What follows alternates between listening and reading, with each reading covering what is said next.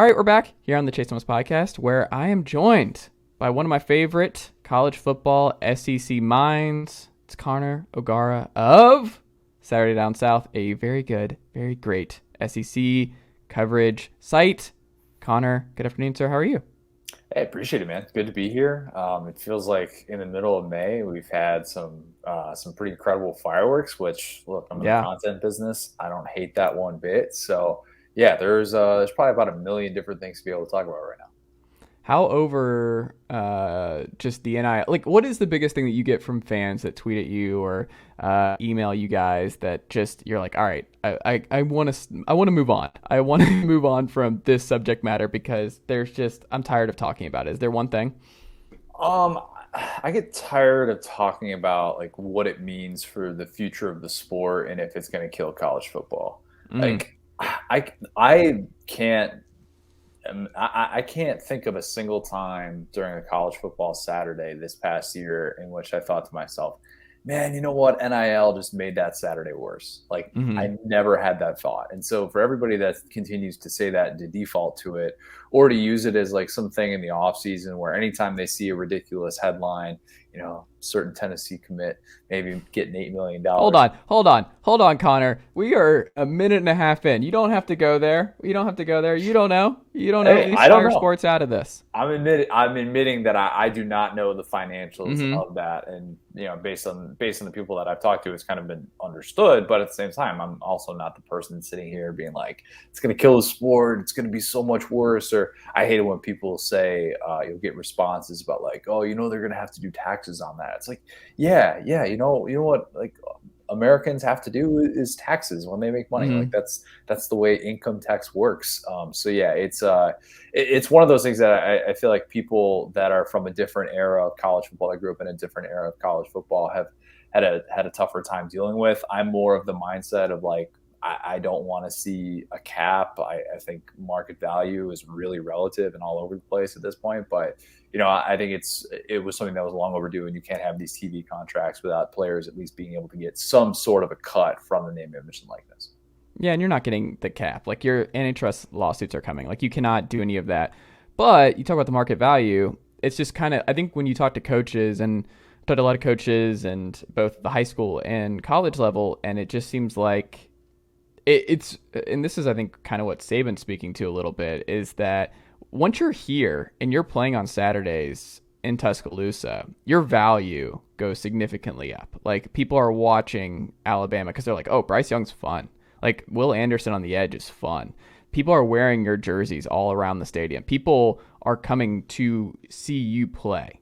But when you're coming in, these high school kids like a junior or senior, where there shouldn't really be much of a market value, right? Because we don't know, and most people don't know who you are yet. But it's not really market value is what they're arguing when they're juniors and seniors in high school. So it's like when people are like, oh, it's just the market working. It's like, this is kind of a different kind of market because these boosters and different schools are kind of creating their own little markets for these guys. And that kind of complicates and makes everything ambiguous. But speaking to what else you've been saying about the death of college football, it's always been murky. It's always been gray. This sport has been defined by its gray nature for my entire life. It's always been gray. It's just different levels now, and it's just getting used to more gray and more uncertainty, and I think just a lot more work for fans. Like that I think is unmistakable, is that if you want to be a big-time college football fan in 2022, it is significantly harder than it was 10 years ago.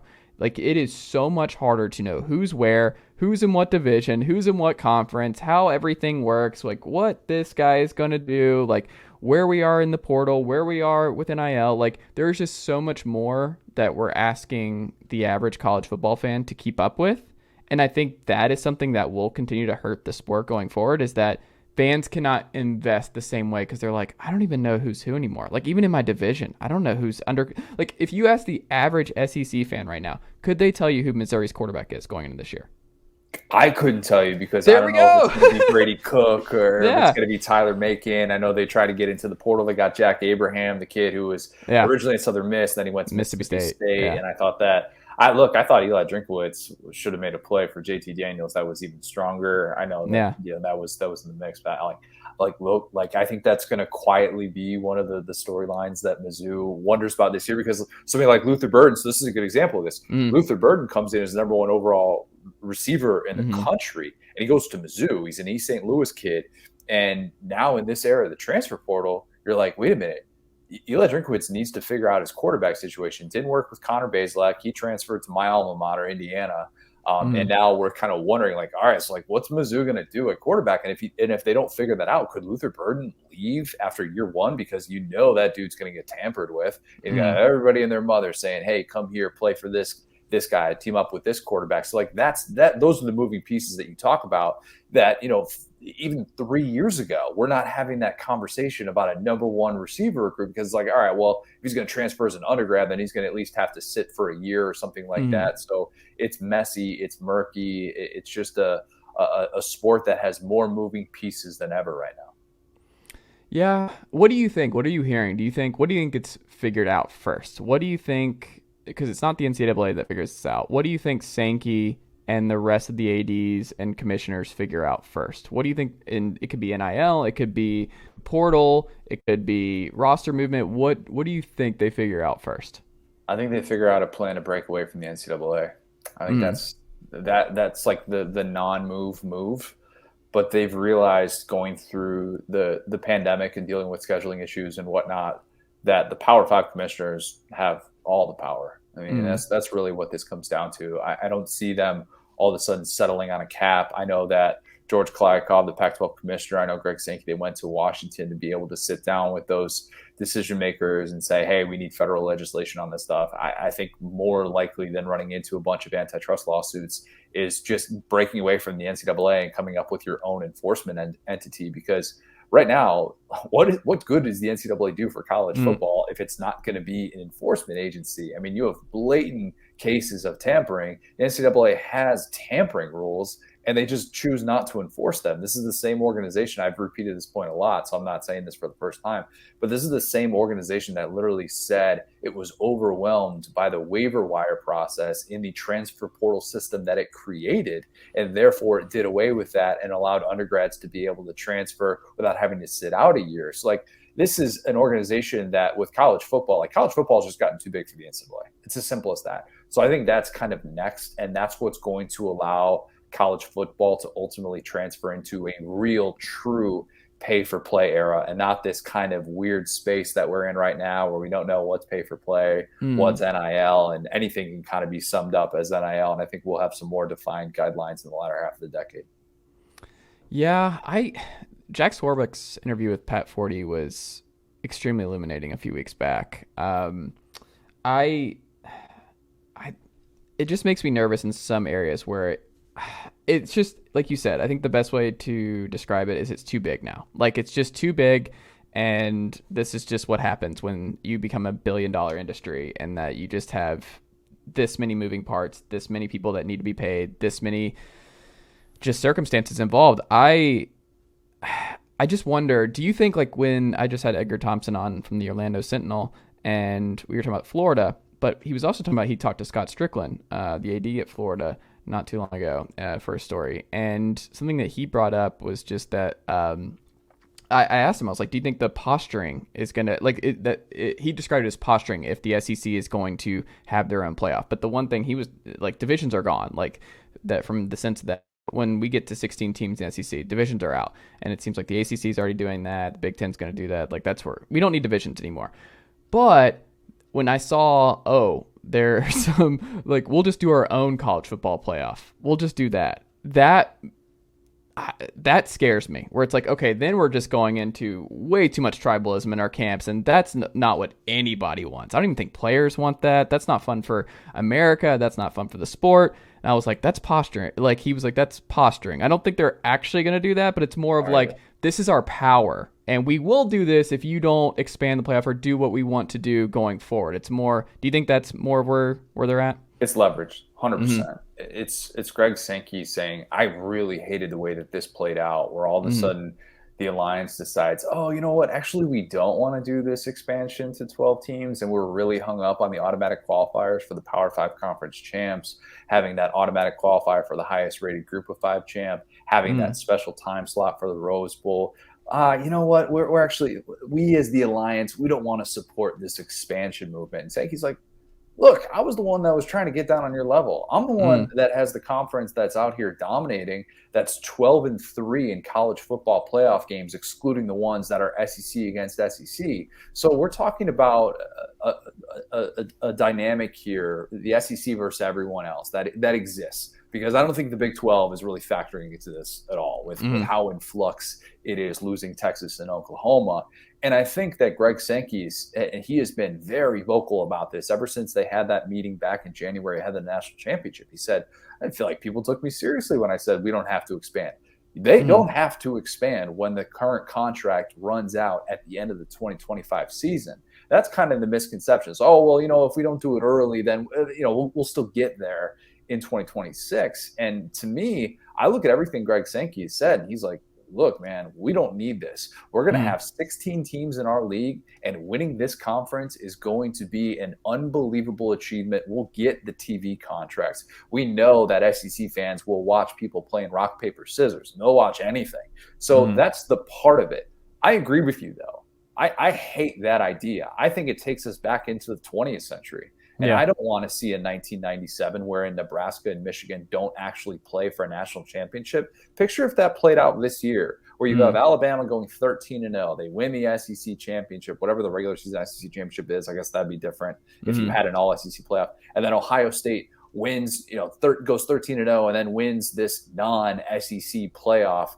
And then those two teams don't play? What? Yeah.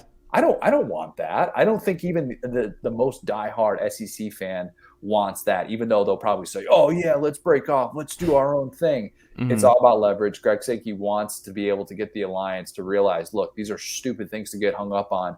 We have 2 decades worth of data to show us that not all conferences are created equal. Why should it be the same prize for the Pac-12 to be able to have their conference champ get the same exact thing that the SEC champ does? That just doesn't make any sense. And I understand why Greg Sankey made this move, though I agree with you. That's not what he wants to see happen from this situation. What do you think ultimately happens? Do you think we get to 12 in a couple of years? What do you think ultimately happens here? And I'm beginning to think that we could stay at 4. Like I think that's possible. And the interesting thing here, and I don't know how much this has really been talked about, but it should be, when Oklahoma and Texas coming to the SEC, that initially looked imminent. We're like, what is the Big 12 going to do? Have these lame duck powerhouse teams in their conference and just awkwardly have to hand Oklahoma a Big 12 championship trophy for 3 years? Now it's looking like that's going to play out, and they're going to have this weird scheduling model for 2 years because don't forget, like in addition to UCF, Houston, and Cincinnati going to the Big 12 next year, BYU is also going to the Big 12. Right. So there's not necessarily this urgency though on the SEC side to add Texas and Oklahoma. That deal is done. It's happening. It's not like the playoff where we're like, oh, will it happen? Won't it happen? No. Oklahoma and Texas are going to be in the SEC for the start of the 2025 season. So if you're Greg Sankey, you don't have to worry about that. They're coming. It's just a matter of time. Why would you want to necessarily get them in there early for a 14 playoff and have a 16-team conference and then potentially box yourself out even more? The SEC has always been so smart in terms of the way that it creates its path to the playoff. I thought the Big Ten really cannibalized itself when it made that move, going from the 8-game conference schedule to the 9-game conference schedule. And they did that in 2016. They watched their conference champion get left out of the college football playoff 3 years in a row. That's bad. The SEC doesn't have that problem. The champion of the SEC has played in a national championship game 15 of the last 16 years. So that's not the issue there. But at the same time, there's a balance. And that's what the SEC is trying to figure out. That's what they're trying to figure out with the scheduling model and all these things. So that's a long-winded way of answering. There are a lot of moving pieces here, but I don't necessarily think it's a lock that we expand. And I think there's a scenario in which it stays at 4 and the SEC decides if it wants to break off. But maybe that does mean like, hey, the SEC kind of has to give in here and it doesn't ultimately get its way. That's interesting. I'm excited to see how that goes. I don't know if you're with me on this, but where I'm at is I love bowl season. I grew up loving bowl season. Bowl season's dead. I'm okay with moving on at this point with the playoff. It's like if the playoff is going to be kind of like our March Madness where everything revolves around the college football playoff and the conversations week to week and these universities are making hiring and firing decisions on the college football playoff and players are deciding what to do with their winter time based on the college football playoff and where they're at, we might as well just rip the Band-Aid off and just say, all right, the sport is now the FCS. This is where we're at. We're doing the playoff system. That's it. We love bowl season, but it's just like the BCS. It's a thing of the past. We got to move on. 12 teams, whatever. Great season. I don't know. I wonder where it goes because, man, there's no point in having, like you talked about people getting left out of the playoff. It's just more like, I wonder if there's like this tough medicine that Greg Sankey has to explain to a lot of these ADs around the country, because when I've always argued, it's like Cincinnati was a great story last year. Like they were cool. That was a great story. They gave Alabama a... Can we argue about Cincinnati? Okay, go ahead. So I was on the Cincinnati bandwagon very early. I said in May last year, they're going to the college football playoff. Mm-hmm. I was on record with that. Let's ignore the fact that I had Clemson winning a national championship, that I said it was going to be the best Oklahoma team of the Lincoln Riley era. That stuff's irrelevant. Yeah, but I'll scratch it from the record. I'll cut that. Yeah, we don't need that part. Mm-hmm. But I thought Cincinnati deserved it and was plenty worthy of that. And you see the way that it played out in the NFL draft, where you're looking up and down, you're like, dang, like. So they had an early round NFL quarterback. They had more guys getting drafted than the vast majority of college football teams. I've always been a Desmond Ridder guy. People forget. Yeah. I've always been all in on Desmond Ridder. Always been in on a guy who's like 22 who looks 47. I've always been in on him. Yeah. Yeah. Have we ever seen Desmond Ridder and Kane Brown in the same place? I always ask that question. I don't know. They look really, really similar. I wonder about that. Although after Kane Brown's appearance on College Game Day, I'm not convinced that he knows his way around the football field, but that's a different story for a different time. I think that Cincinnati was worthy. Like I have no problem with Cincinnati doing what it did, which was going to Notre Dame and winning that game, and then going to Indiana and beating my alma mater, who had a really disappointing season. But I thought, like, all right, if you're going to be a group of 5 team, it's not just within that season. What Cincinnati did to actually give itself a chance was play a game that went down to the wire against Georgia team that was really hot coming in. So, like, I know we talked a lot last year about, like, what group of 5 teams were kind of worthy and would Cincinnati be able to kind of stack up. And I actually, like, it played out exactly the way that I thought it would against Alabama. Like, that's pretty par for the course with their game plan. So I had no problem whatsoever with Cincinnati getting in, though admittedly I was biased with having that pick back in May.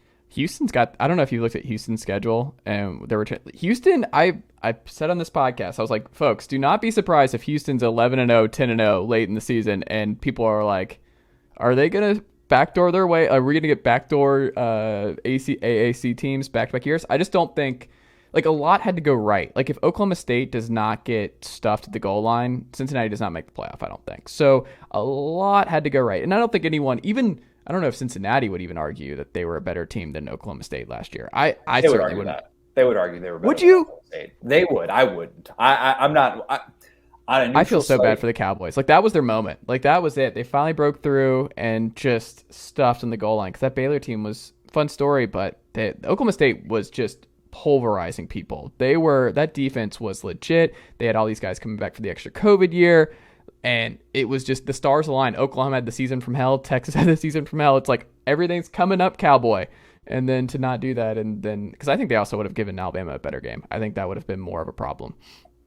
I mean, the game itself was just kind of a grind game. Yeah, like that was going to be the game plan. There was no way. Like, if you're Alabama, why would you test Sauce Gardner and Kobe Bryant in this unbelievable secondary? Why would you let Myjai Sanders get ahead of steam? Like, that defense was just so good, and it kind of made sense to kind of grind them down the way that they did. But yeah, like last year, the way that played out, you know, getting into that 4th spot, it's like, yeah, all these different things could have happened, but you know, at the same time, do I think any one of those teams would have beaten Alabama? No. Like, I don't know that Oklahoma State would have. I mean, Oklahoma State did not have the offense. Well, there's more to it than that, right? It's not just beating Alabama with a 14 playoff. And that was something I pitched to the Cincinnati argument, was just that, like, it's not just beating Alabama. Then you're having to beat Georgia.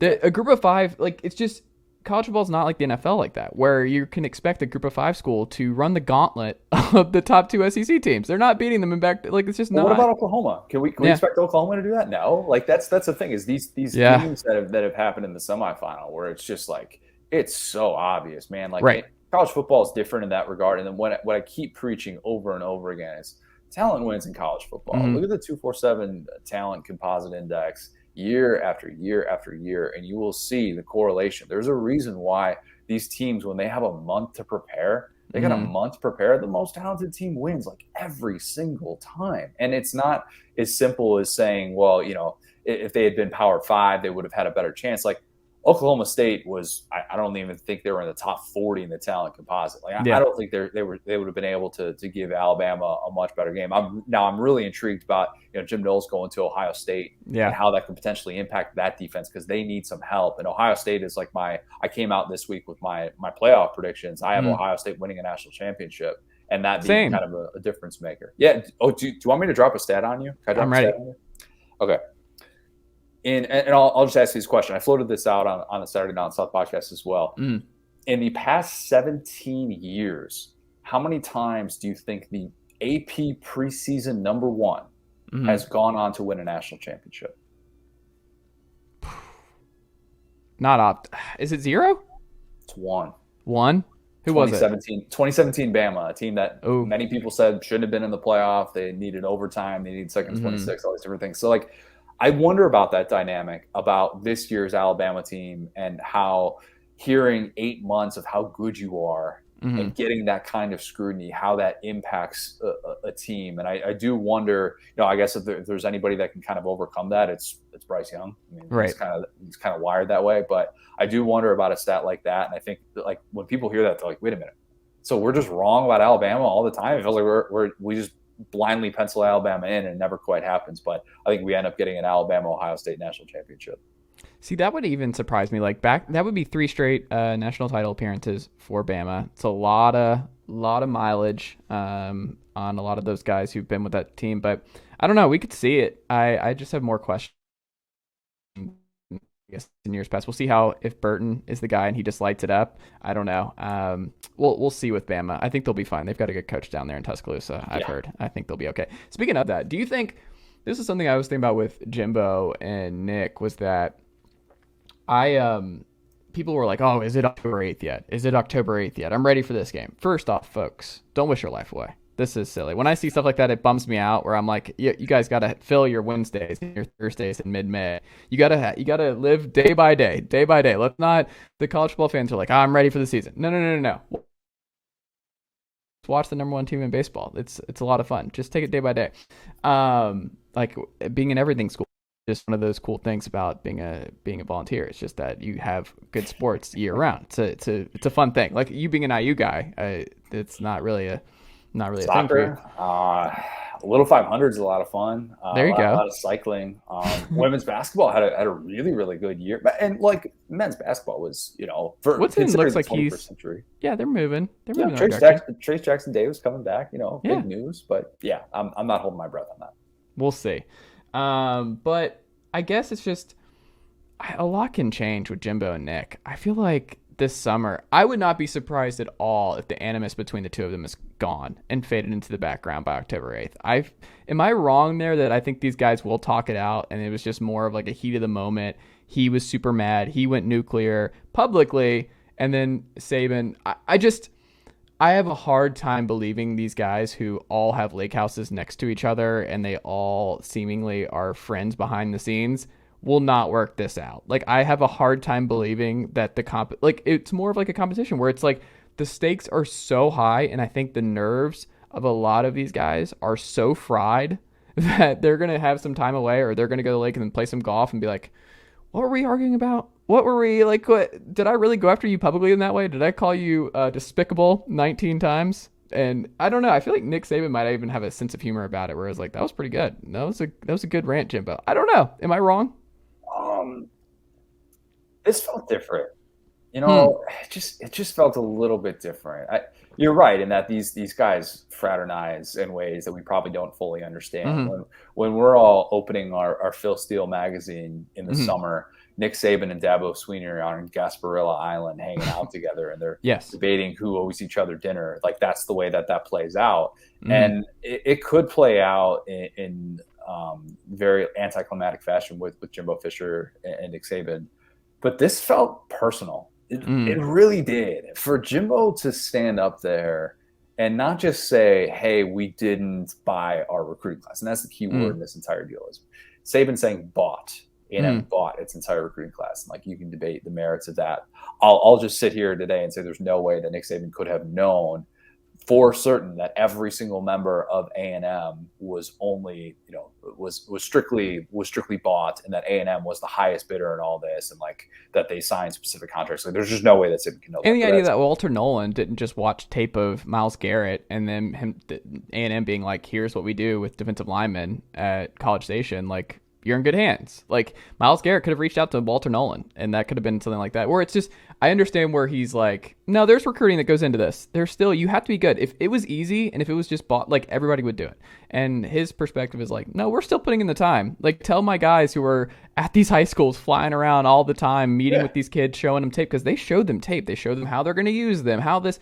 And I think that's probably where a lot of it stemmed from too. Is like, it's not that simple. We weren't just writing blank checks and that was our recruiting class. Yeah, that's the discrepancy. Like, you could be Mike Elko, and I talked to Mike Elko about like his defense and all the pieces he had on that defensive line last year. And that defensive line is the reason that they beat Bama.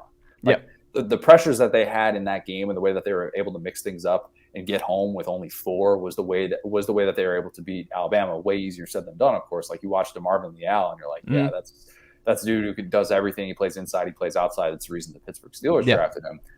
But I think that this whole dynamic and why it could be different is the fact that it wasn't just that. It was also Jimbo pushing back and saying, like, there's a reason, like, I've had opportunities to go back and work for him and I haven't. Like, that feels different to come out and say something like that. And basically saying, like, look, I worked for this guy. I know what's under the hood. I've seen the way that he operates. And for him to come out and accuse me of this, he's essentially saying, like, don't throw, I think he said at one point, it's hard to keep track of everything that he said, like, don't throw stones at a glass house, all those different things. But that to me felt like, okay, maybe there is a new wrinkle in this relationship, and it won't just be water on the bridge. So, like, it's one thing to be Lane Kiffin and to look into the CBS camera and say, get your popcorn ready, and then kind of have egg on your face and be able to laugh about it. Nobody is better at avoiding an L than Lane. And being able to kind of move on and make a joke of it. But Jimbo's not wired that way, because Jimbo's isn't held to the same standard that Lane is. Jimbo was bought, whatever word you want to use. See, I'm slipping up now. You're like, you want Jimbo, you want the smoke from Jimbo now, yeah. Yeah, exactly. He was brought there and given that fake national championship plaque and said, look, this is the standard here, and that's the reason they did that. And ultimately, we're going to define Jimbo Fisher's tenure at Texas A&M by whether or not he can win an SEC championship, win a national championship. So it's just different. Jimbo is clearly under a different sort of microscope there. And to be called out by your former boss, I mean, if my former boss basically accused me of taking shortcuts, not of cheating, but of taking shortcuts to achieve success, But do you think that's what Nick was ultimately saying? I don't think Nick, if he could do it all over again, he could have thrown out another name. I think it was more pointed at just, here's what they're doing. It was almost like this, we have to do this or we're going to fall behind type deal, where I don't think he was faulting Jimbo. I think he was just like, Jimbo's ahead of me and ahead of us here, and we have to fix this if you want to keep winning national championships. That was like it was more... It wasn't really a shot. It was more of like, this is what works now. But the key word there is bought. Yeah. Because we're not at a place like collectively in college football where we can even process what that means. We've had decades of our brains telling us that saying that right there is accusing someone of cheating. True. And I think Jimbo Fisher is still wired that way, and that's why that defensive nature came out in Mm-hmm. such a public way. So, yeah, is there a part of Nick Saban that is sitting there in front of all those business owners in Birmingham saying, look, we need to get on board with the NIL. We've got a collective. That was one of the things that he said. We've got 25 players who were able to make money off of this collective that had $3 million. There's a part of Nick Saban that is absolutely saying, look, let's make this happen for our guys. Let's make sure that they're well taken care of and all that. But I think the bigger thing that he was trying to point at, which Jimbo Fisher actually agrees with, they're both in agreement on this issue, is wanting to have this legislation, wanting to have some sort of guidelines to be able to say this is legal, this is not legal. Everybody is operating under the same rules. I don't think Nick Saban really wants to have to build his roster that way. And he brought up the point of having the guys who are guaranteed that money up front, and then for 3 years they're not even playing yet. And he's like, well, that's a bad investment. I don't want to have to build up my roster that way. I don't want to have to listen or worry about if a booster, has paid this player X amount of dollars and I feel a pressure to play them. I want to just be able to play the best players. And so I think that's part of it as well. But it was a multifaceted answer. There's no doubt about it. Yeah, that's going to come up regardless. But I think that's also come up just with smaller fees, basically. I think that was just something that's happened in college football 30 years ago, 40 years ago. Boosters were involved. Like, read about college football in the 70s, and boosters having influence on roster decisions and who plays and who doesn't. That's been in college football for a long time. That is not something that's new in 2022.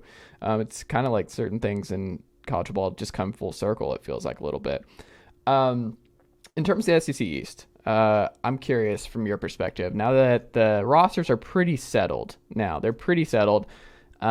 Georgia obviously being the cream of the crop in the SEC East, the top. I think they'll have a little bit of a drop off. Vegas sees a little bit of a drop, 10.5, where there is some wiggle room, where they see it could be Oregon, it could be the more likely option, Tennessee at home later in the season. It could be Florida, who knows? But Georgia's schedule is pretty easy. Like, Georgia's schedule, there's not a lot of landmines on it. And I actually made this point too with scheduling in the future of college football. If you're a Georgia fan, you should be pissed at what you're being like the Oregon game being a neutral site and losing a home game for that, and then this being your home calendar. The home schedule for Georgia fans is rough. Your number one game is Tennessee, and that's it. Like, Florida is a neutral site. Oregon's every year. Yeah, it's just rough. And tickets are going up, man. Tickets aren't going down, and these fans are like, what are we paying for? That's a separate conversation. But I'm curious where you stand right now between the tier 2. So tier 1's Georgia. Tier 2, I think, for me, tier 2 is Florida, Tennessee, Kentucky. Tier 3 is South Carolina, Mizzou. And then tier 4 is just the Vanderbilt Commodores, unfortunately. Shout out to Barton Simmons and Clark Lee. But I don't see the wins. Like, you go through that schedule and I don't see the wins. Is that the tiers that you have, or do you have it mixed up? How do you define tier 2 and tier 3 for you? I would probably say that tier 2 is Tennessee and Kentucky. I think they're worthy of being in that spot. The offensive firepower that they should have this year, and of course it helps when you return a starting quarterback. But what they were able to do last year, and against good competition as well. I know Georgia was pretty much able to keep that Kentucky offense at bay. I joked that my doppelganger Liam Cohen, him having 2 touchdowns in that game, should have made him worthy of winning the Broyles Award. But still, I think that we look now at Kentucky and we say, well, what's next? I think Will Levis is going to take that next step. I think that him being a summer enrollee last year and playing as well as he did, especially in the latter half of the season, and then when they can finally cut him loose as a runner, that part of his game has shades of 2018 Joe Burrow, where Joe Burrow was a guy who they couldn't really cut loose from a running standpoint early in that year because Miles Brennan was the emergency quarterback as the backup, and he was injured. They had all those depth issues at quarterback. They really didn't have much of an offensive line in 2018. And then when Burrow finally gets to run, he takes off like he did in the 7 overtime game against Texas A&M. Will Levis, same thing last year against Louisville. And look, like I get why the buzz is there. He's got the velocity. He's got the toughness, the understanding of a pro-style offense, which they incorporated last year. So there are a lot of things to like with Kentucky. I have questions about some of the pieces defensively that they're going to have to replace. I wonder about who the alpha is going to be without Josh Paschal and a couple of those different elements. But yeah, to me, I think Tennessee and Kentucky are worthy of being in that spot. The Hendon Hooker, Cedric Tillman connection, I'm sure you've talked about it a lot, should be one of the best in all of college football. I mean, it might have the highest floor of any individual connection in the SEC. It should be phenomenal. I mean, all Josh Heupel does is crank out top 10 offenses. I would expect that to be the case again this year. I would have loved to have seen Tyon Evans stay, but that's a different subject for a different time, man. But I still think they're going to be able to run the ball. Like that's what they always do in that offense. So I'm of the belief that Kentucky and Tennessee are kind of in that tier 2, and then tier 3. You know, I have so many questions about South Carolina's offensive line. Are they going to be able to protect Spencer Rattler? Spencer Rattler put on about 12 pounds of muscle to try and be able to be a little bit more durable as a runner. He's going to take more hits than he did, considering what he was playing behind at Oklahoma with those offensive linemen there. So, yeah, I think South Carolina is kind of in the next tier. And then I just have a lot of questions about Florida. I think Florida defensively is going to be really bad. I think it's going to be rough year one. But Anthony Richardson, can he cut down on the mistakes? That's what Billy Napier has been able to do in the past. Are they able to get him some help in the running game as well and kind of establish that? Montreal coming over from Louisiana. Really like him, yeah. Justin Shorter, is it the year? Like, if Justin Shorter finally pops at some point, then I don't know. I'm not of that belief yet. That's a problem out wide. That's a problem. They brought in the Arizona State kid, too, who I don't know much about. Yeah, the thing that they're going to be able to do really well is those RPO slants. Yeah. That's going to be money in the bank. That's going to be their best passing play. And it's going to be like, not to this level, but when Tua and Jalen Waddle used to just do that at will, and you'd be like, oh, that's a 75-yard touchdown. Boom, there you go. That's all you need. They're going to be able to do some of that this year, but of course, those are the high percentage throws. I still need to see Anthony Richardson cut down on those mistakes. The LSU game, I always say, kind of encapsulated everything he is as a quarterback, where you see the upside, you see the downside. Let's see what it looks like week to week, not having to look over his shoulder with Emory Jones and not have to worry about a coach who's trying to save his job or anything like that. So, yeah, I have more questions about Florida and South Carolina. And then Mizzou, you know, we just talked about the quarterback situation before. Like, that's a big piece of this entire deal. Eli Drinkowitz is going to steal one. He's always going to steal one, but you can't put him in that next tier. So I would say Mizzou's kind of in its own tier, and I would probably like tier 4, and then South Carolina and Florida, I guess, are in that tier 3 range. Yeah, South Carolina's schedule is brutal. Like, you look at another just brutal schedule. Like, South Carolina, I think I pulled it up the other week. I think their last 3 games are Tennessee, Florida, and Clemson. Like, and I think people, it's recency bias, but people remember how you end far more than how you beat. Like, it doesn't matter what you did in September and October. It's like, how did you finish? Do you have some momentum? Because South Carolina, the momentum stuff was like, oh, they beat Florida late. They win the bowl game. There's all this momentum. Josh Heupel had to share a new Coach of the Year award with someone he beat 97-4 in Neyland that I was there for. Not that I'm still thinking about that a little bit, but South Carolina fans they're excited and they're up, and I'm just like, I don't know. I think if you make a bowl this year, if you're South Carolina, this is a successful season, because this season is like anything more than 6 wins. Shane Beamer. Build the statue, because this is rough. Like, South Carolina fans think South Carolina is what Kentucky is, and Kentucky, I think, is in this own tier where Kentucky's got a high floor. Like, out of all the tier 2 teams or the teams below Georgia, if I had to bet like the highest floor, it's it's Kentucky. Tennessee, you could maybe say just because of the offense, but the defense can be bad. You talk about a bad defense in Florida. Tennessee secondaries, Flowers and McCullough will be back at safety spots, but the corner depth is non-existent, and there's so much being asked of Tyler Barron and Byron Young on the edge that, like, they can't get a breather, or you just can't. Can you ever in that defense, though? Like, that's the knock against Heupel coming in. You want like 4 guys. We can rotate a little bit. We want some rotation there, and we just don't have guys to rotate in. One of the guys who is going to be most missed in the entire SEC that I'm not sure was talked about enough last year is Matthew Butler. Yeah. Having a guy who can play as much as he did and be as in shape as he was to play that snap count, to me, was one of the big reasons why Tennessee surpassed my very low expectations. I said Tennessee, from a defensive standpoint, that is. I said Tennessee was going to have the worst defense in the SEC last year. And I was wrong. And Tim Banks absolutely proved me wrong. And I think having a guy on every Who was level, worse last year? Who was worse? Last year would have been Mizzou, right? Mizzou. I think Mizzou ended up being worse, although they actually had a much better November. And then because it wasn't like Ole Miss was just was perfectly fine. Vandy was obviously worse. Yeah. Yeah, I'd have to go back through and figure that out because no one else pops off the page. I'm trying. I guess LSU had to be pretty bad last year. Yeah, LSU was still pretty. Although they figured things out in the last month of the year. That's kind of what a lot of these teams did. So yeah, I'm setting those expectations really low, but at the same time, it's like, well, in this era of college football, you can kind of have a bad defense and still be 8-4, still be 9-3, still kind of mess around and have some fun. So, I think that those questions on the defensive side for Tennessee are real, and not having Alontae Taylor, who just developed into just a phenomenal guy who came in playing on the other side of the ball, and say what you want about Jeremy Pruitt, but kind of getting that guy to buy into playing corner and doing those things they did early in his tenure, I thought paid dividends for them last year. I'm excited. We'll see what happens, though. I'm ready. I'm not. You know what? I'm not going to say that. I'm not ready for the season. You know what I'm ready for? Hoover SEC Championship baseball, where the Tennessee Volunteers, I don't think are even going to play because of the delay, so everything's behind. So Tennessee, I think if they played today, it would played Vandy. It would be like 11 midnight near. I don't think that's going to happen. Can I ask you a question? You know Tennessee baseball more than I do, and I've been kind of wondering about this. And I was talking to Dari Noka about this subject.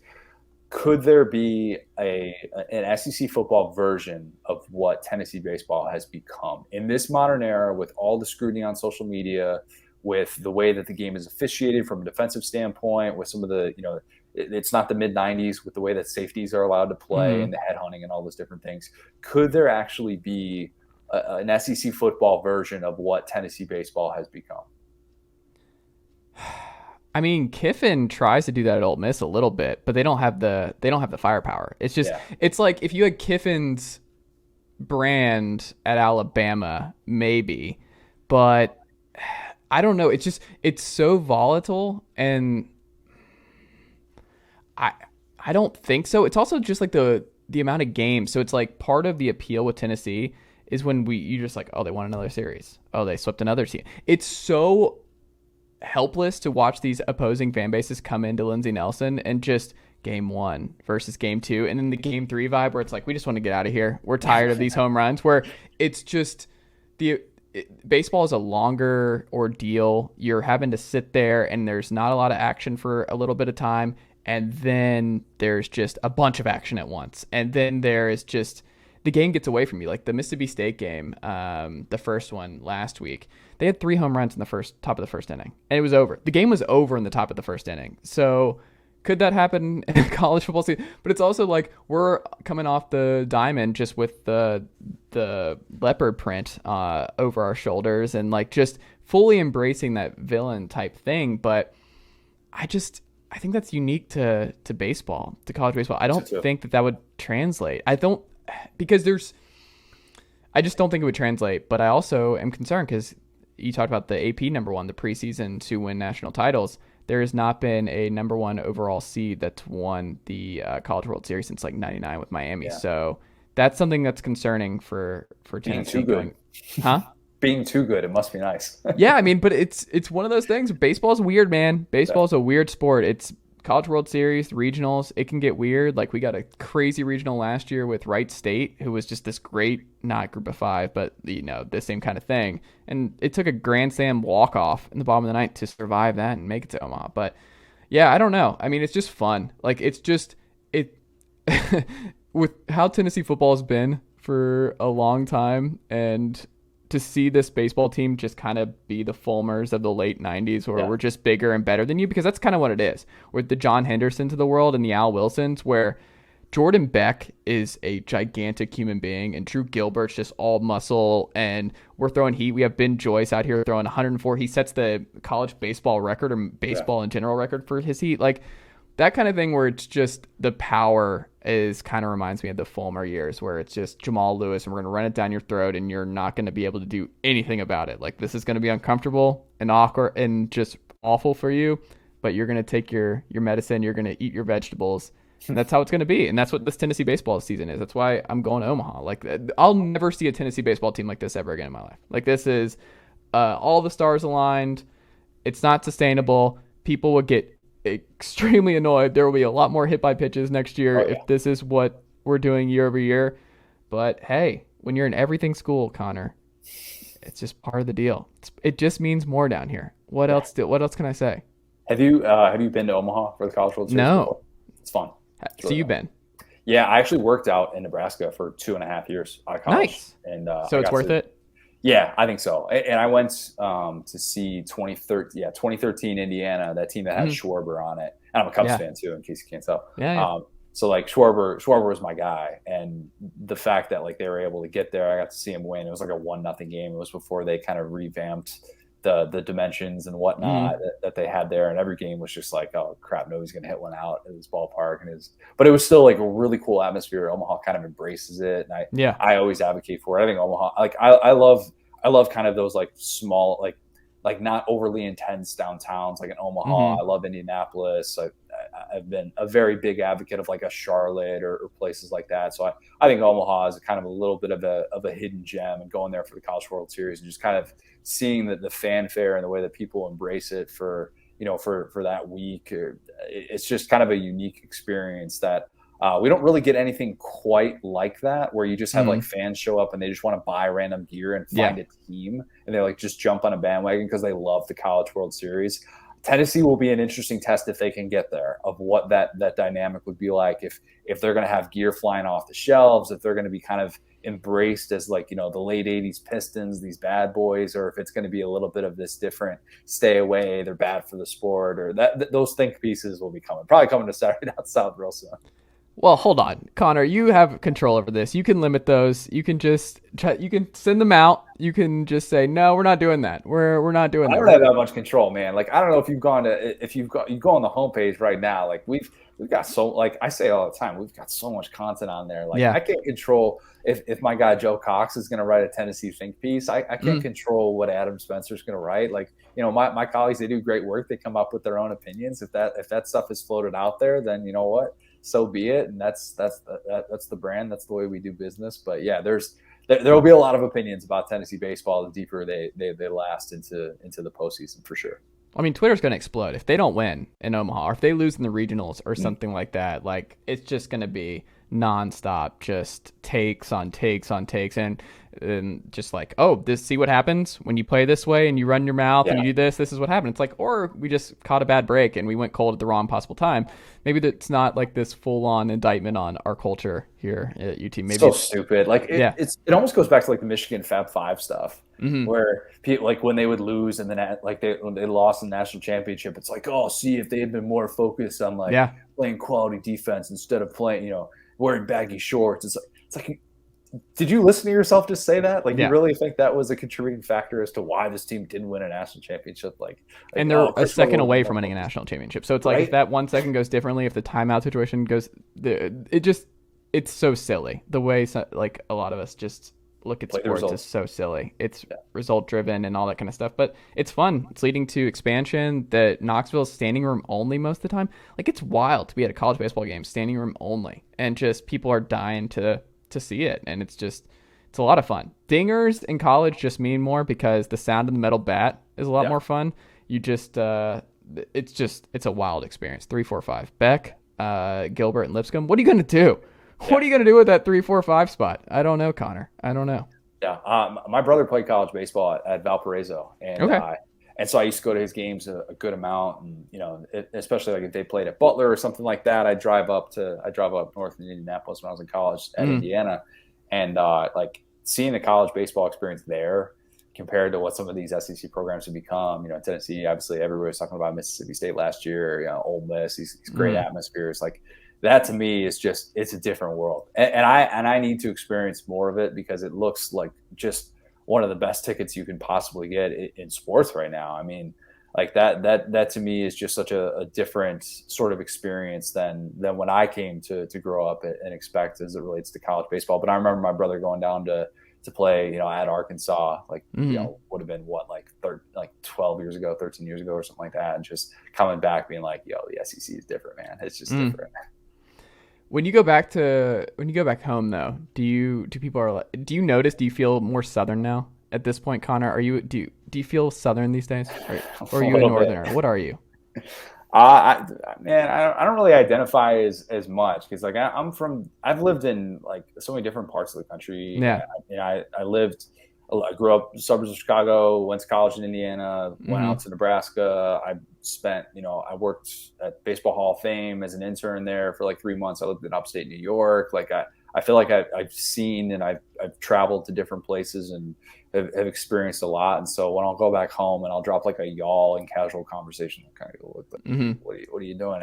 And there's a part of Southern culture like that you just kind of want to embrace and be a part of. And I'm the person, like I want to try all the foods. I grew up with collard greens. I want to be able to eat collard greens. I want to be able to have, whatever tailgate food is available when I go to Louisiana, like I'm in Baton Rouge. So yeah, I kind of identify as like a Midwesterner who has really embraced the South. And to be fair, I live in Orlando, man. Like it's not really the South. There's a bubble over here. It's just a bubble over the entire city. I don't live. I was going to say, I wouldn't call Orlando the South. It's not.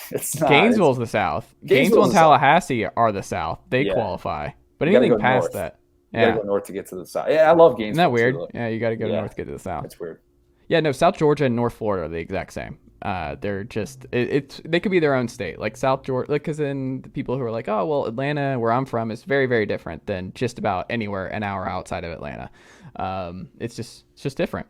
Connor Gara, thank you so much for making the time. I greatly appreciate it. What can the good folks check out from you? You had a good piece on why am I blanking on? Oh, on Sankey in the playoff from today that I read. So check that out, but also all the other great stuff at SaturdayDownSouth.com. Your podcast, Texas Pete, still running strong, still putting it on everything. You like that? I Texas Pete every morning, man. Who doesn't? I put Texas Pete on my eggs every morning. I really do. Have to. Same. They're great. The way to do it. Yeah, it's the best. Whenever somebody's like, oh, I'm like debating having another hot sauce, I'm like, well, is just grocery store out of Texas Pete? Like, what are you doing that for? That seems silly. Yeah, I don't know. There you go. I love learning about stuff from ads. Like Matt Wyatt and Starkville, friend of the pod, has a really good show. He has Country Pleasin', and he talks about it all the time. And then Country Pleasin' popped up in my local Kroger, and I was like, done. I already am sold. And it's the best sausage I've ever had. Like, I'll never go back. Like, I'm a big sausage guy, and it's fantastic. It's hey, authentic brand connections are a good thing. They are. Yeah, that's what we try and do with Texas Pete. Saturday on South podcast, still presented by Texas Pete, but yeah, we put that like on eggs, on sandwiches, chicken, whatever. Just makes any meal better. I didn't think I'd be plugging Texas Pete today, but here we go. I got you. Connor O'Gara, thank you so much. I greatly appreciate it, and we'll have to check back in again soon.